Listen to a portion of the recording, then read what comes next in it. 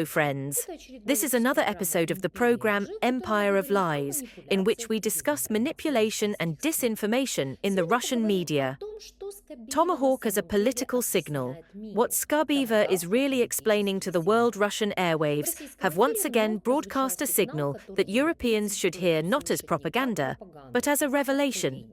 The latest episode of Olga Skabeeva's program discussed the transfer of American Tomahawk cruise missiles with a range of up to 2,500 kilometers to Ukraine.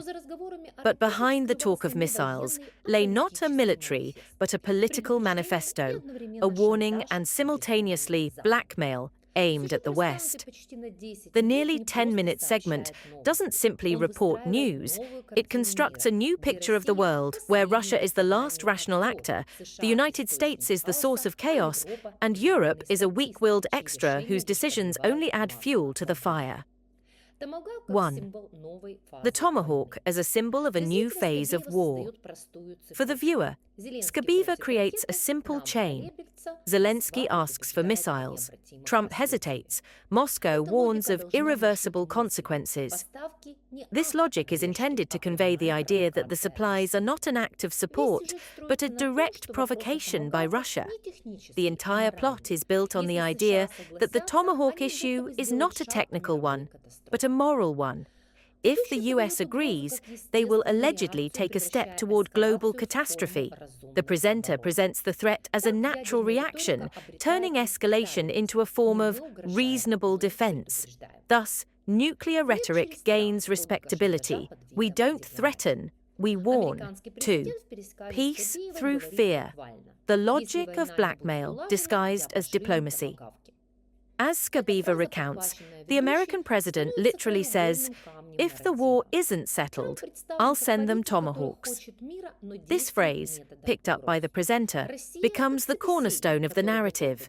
Trump is presented as a politician who wants peace but uses threats.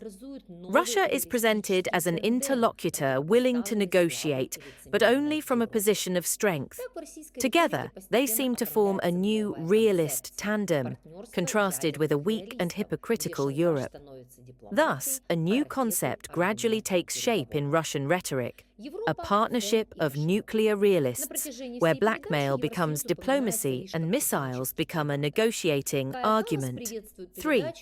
Europe, a backdrop and a wallet. Throughout the program, the European Union is mentioned only as a technical appendage. Kaja Kallas welcomes the program, promising an additional €100 million for generators and weather protection. And that's where her role ends. For the viewer, the image of Europe is created as a powerless executor of someone else's will, one that pays but doesn't decide. A parallel series of moral attacks is unfolding. Boris Johnson received £1 million from a drone supplier. European elites are corrupt. They live in war. The rhetoric isn't designed for domestic Russian influence.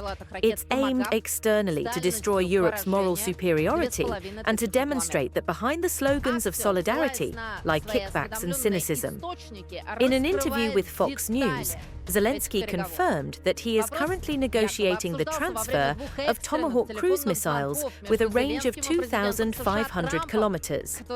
Axio, citing informed sources, is revealing details of these negotiations.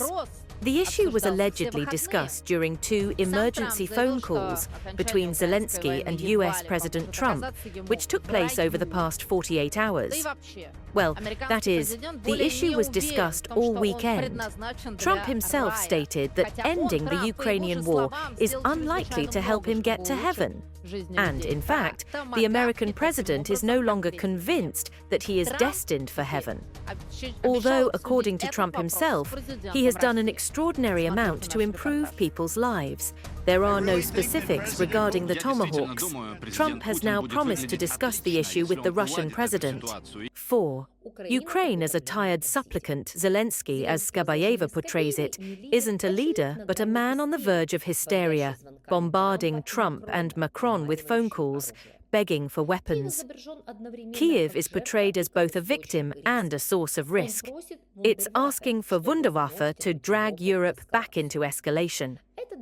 This dual narrative is a classic Russian propaganda tactic to emasculate Ukraine's image, deprive it of agency, and shift the emphasis to Western responsibility.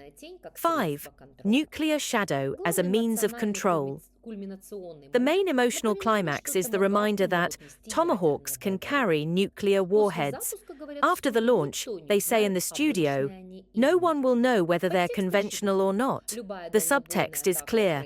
Any long-range attack by Ukraine against Russia will automatically set a nuclear precedent. This isn't just a threat, it's a trap. Any Western action can be declared aggression bordering on nuclear, and any response from Moscow a forced reaction. Thus, the rhetoric of nuclear ambiguity is transformed into a strategy of psychological control over Europe. This was the program Empire of Lies. See you soon. С вами была программа «Империя лжи».